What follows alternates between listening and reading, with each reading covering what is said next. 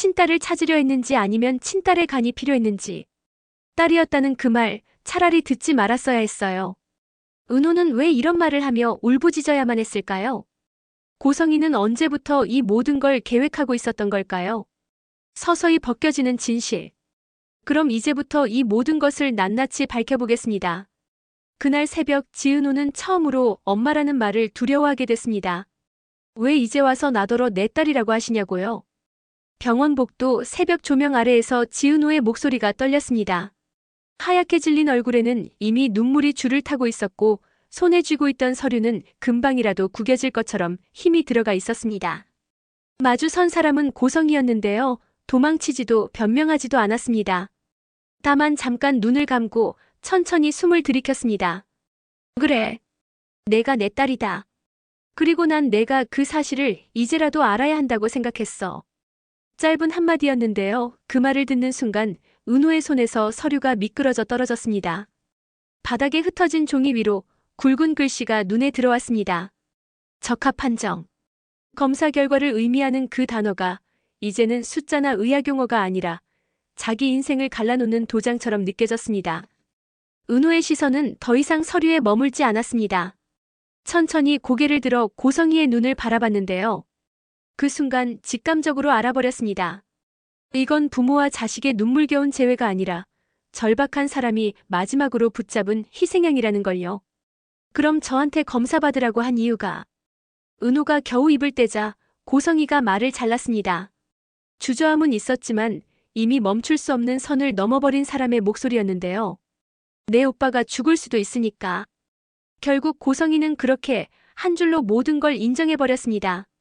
목소리는 슬픔을 잔뜩 머금고 있었는데 이상하게도 그 뒤에 깔린 계산과 욕심이 더 크게 느껴졌습니다.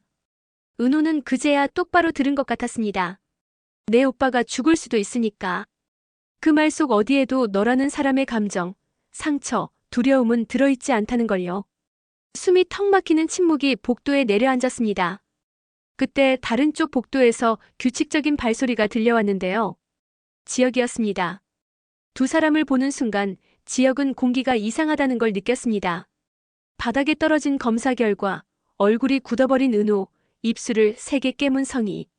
하나하나 눈에 들어오더니 그의 시선이 서류에 멈췄습니다. 설마 정말 은호 씨한테 간이식 해달라고 한 거예요? 지혁의 목소리는 낮았지만 복도 끝까지 울려 퍼지는 느낌이었습니다. 고성이는 잠깐 눈을 치켜뜨며 지혁을 노려봤습니다. 마치 지금 이 판을 엎으려고 하느냐 묻는 듯한 자신이 쌓아올린 세계를 깨뜨릴 사람을 바라보는 눈빛이었는데요. 하지만 지혁은 물러서지 않았습니다. 이건 우연이 아니에요. 누군가 은호 씨 이름을 미리 조회했고 서류도 이미 사인돼 있었어요. 은호 씨가 병원에 오기도 전에요. 그 말에 은호의 눈동자가 빠르게 흔들렸습니다. 자신의 이름이 자신의 동의도 모르는 사이에 누군가의 손에서 먼저 움직이고 있었다는 사실. 자신의 몸과 피가 누군가의 필요에 따라 이미 사용 가능한 상태로 체크돼 있었다는 사실. 그 모든 게 공포처럼 밀려왔습니다. 이사장님 정말이죠? 저 처음부터 알고 계셨던 거죠? 첫 번째 눈물이 은호의 턱끝에서 떨어졌습니다. 그 순간 고성의 얼굴에서도 더는 연기가 유지되지 않았는데요. 그래. 다 알고 있었다. 숨을 고르듯 단어 하나하나를 눌러 담아 말했습니다. 내가 내 딸이라는 것도. 내가 적합할 확률이 높다는 것도. 그리고 정말 잔인한 한 줄이 뒤따랐습니다. 그래서 널 다시 찾은 거야. 지혁이 천천히 고개를 돌려 고성이를 바라봤습니다. 그 눈빛에는 분노도 있었지만 그보다 더 큰 건 실망과 경멸에 가까운 냉기가 깔려 있었는데요. 사람을 찾은 게 아니라 장기를 찾은 거네요. 짧은 문장이었지만 무엇보다도 날카로운 칼날이었습니다. 고성이의 표정이 순간 굳었습니다. 입술이 살짝 떨렸지만 끝내 아무 말도 하지 않았습니다. 왜냐면 뭔가를 더 말하는 순간 정말 그 말이 사실이 되어버릴 것 같았으니까요. 그때 휴대전화가 울렸습니다. 화면에 뜬 이름은 엄마. 정순이었습니다. 하지만 은호는 전화를 받을 수 없었습니다. 손이 너무 떨려고 이 상황을 말로 설명할 자신도 없어서였습니다. 그 대신 입술 사이로 아주 작은 숨 같은 말이 새어나왔습니다. 나 이제 어디로 가야 해요? 지혁은 한동안 아무 말도 하지 않았습니다. 그저 은우를 바라보다가 아주 조심스레 손을 내밀었는데요. 어디든. 근데 혼자 가진 마요. 이건 당신 혼자 견딜 일이 아니니까. 그 말을 끝내기도 전에 병원 스피커에서 급한 호출음이 울려 퍼졌습니다. 간부전 환자 긴급 악화, 보호자 확인 바랍니다. 짧은 안내 문장인데도 세 사람의 심장에 동시에 박혔습니다. 고성이는 그 소리를 듣자마자 얼굴이 새하얗게 질렸습니다. 눈동자가 떨리고 손가락이 움찔거렸는데요. 누구보다 잘 알고 있었기 때문입니다. 그 간부전 환자가 누구인지, 그리고 지금 이 모든 거짓과 조작의 출발점이 누구였는지. 하지만 그 순간 오히려 은우가 먼저 입을 열었습니다. 고성이를 똑바로 바라보며 낮지만 또렷하게 말했습니다. 저한테 엄마라고 하지 마세요. 지금은 그 말이 세상에서 제일 무섭거든요. 그 말을 들은 순간 고성이의 표정이 산산조각 나듯 무너졌습니다. 그녀가 그토록 갈망하던 단어 엄마라는 호칭을 정작 딸에게 가장 잔인한 방식으로 거부당한 순간이었는데요. 지혁은 그런 두 사람 사이를 잠시 바라보다가 아주 조용히 은호의 어깨를 감싸며 한마디를 더 얹었습니다. 이제 시작이에요. 우리가 모르는 비밀이 훨씬 더 많아요. 그 말은 단순한 위로가 아니라 예고편 같은 선언이었습니다. 이 사태가 여기서 끝날 리 없다는 걸, 앞으로 더 큰 파도가 올 거라는 걸 모두 알고 있었기 때문입니다. 복도 한가운데 떨어진 검사 결과지를 내려다보자 그 검사지 아래에는 다른 종이가 깔려 있었습니다. 누렇게 빛이 바랜 오래된 사진 한 장. 사진 안에는 병원 앞에서 젊은 시절의 고성이가 갓난아기를 안고 웃고 있었습니다. 하지만 지금과는 전혀 다른 순수한 미소였습니다. 욕심과 계산, 불안이 끼어들기 전 한 사람의 엄마가 처음으로 아기를 안았을 때의 행복한 표정이었죠. 여기서 여러분은 자연스럽게 하나의 질문을 떠올릴 수밖에 없습니다. 과연 고성이는 언제부터 모든 걸 계획하고 있었던 걸까? 그리고 이제부터 숨겨진 이야기는 본격적으로 시작됩니다. 고성이는 그날 밤 잠시도 눈을 감지 못했습니다.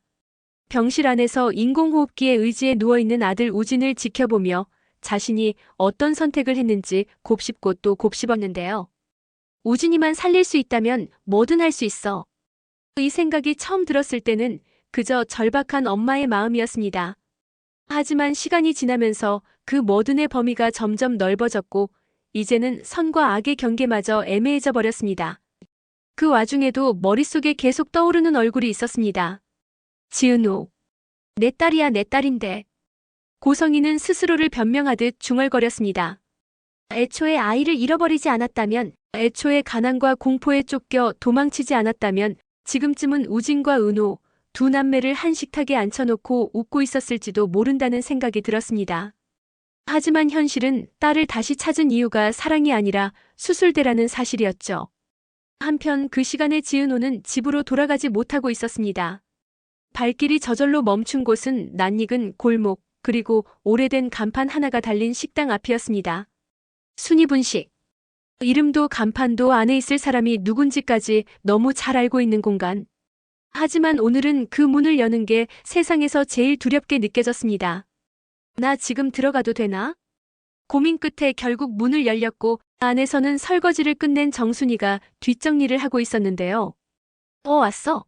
라며 늘 하던 대로 아무렇지 않은 듯 웃으면서 말을 건네려다가 순이는 딸 얼굴을 보자마자 표정이 굳었습니다. 은호야, 왜 이렇게 늦었어? 얼굴이 왜 이래? 어디 아파? 은호는 대답 대신 갑자기 엄마에게 달려가 안겼습니다. 떨리는 손으로 힘껏 엄마 품을 끌어안았습니다. 엄마, 나 어떻게 해야 돼요? 흔들리는 목소리 한 줄에 그동안 숨기고 참았던 감정이 한꺼번에 터져나왔습니다. 왜 나한테 이런 일이 생긴 거예요? 내가 뭘 그렇게 잘못했나요? 정순이는 그 말 한마디에 모든 상황을 정확히는 몰라도 딸이 얼마나 무너져 있는지 단번에 알아버렸습니다. 됐다.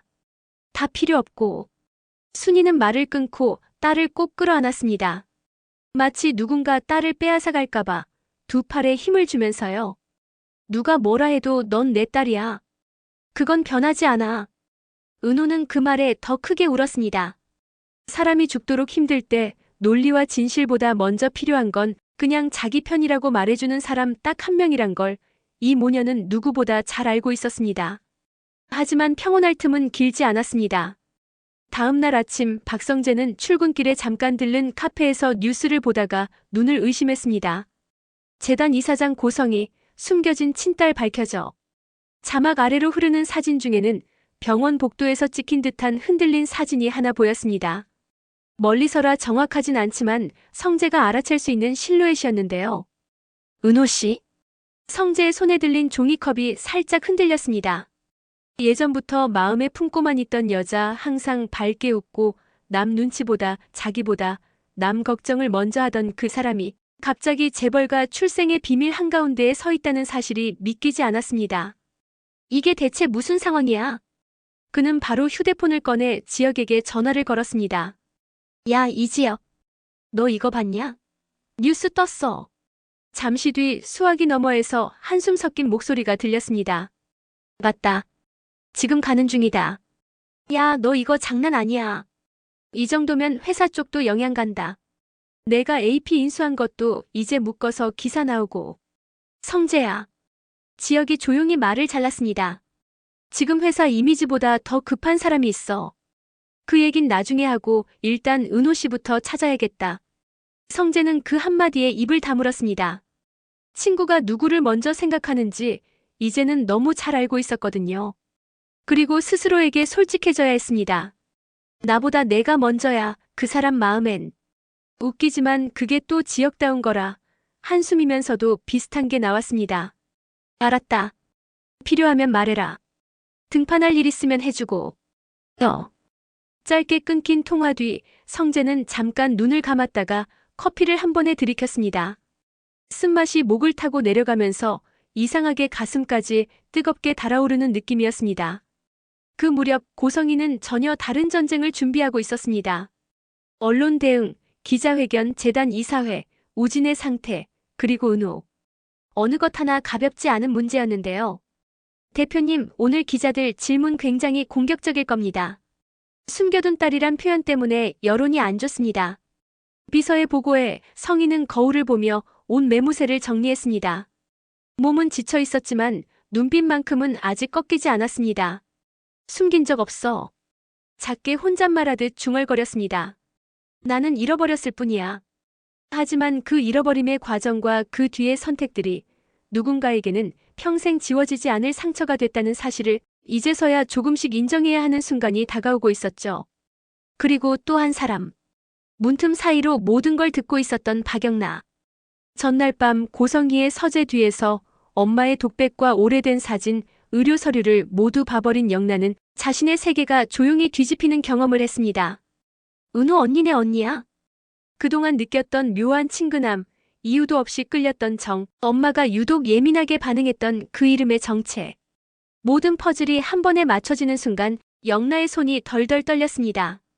언니한테 엄마가 지은호에게 했던 말들이 떠올랐습니다. 어쨌든 남의 자식이다. 그 말이 사실 누구보다 자기 자신을 속이기 위한 방어였다는 걸 이제야 알 것 같았습니다. 이제 모든 인물의 감정과 비밀이 한 지점으로 몰려오고 있습니다.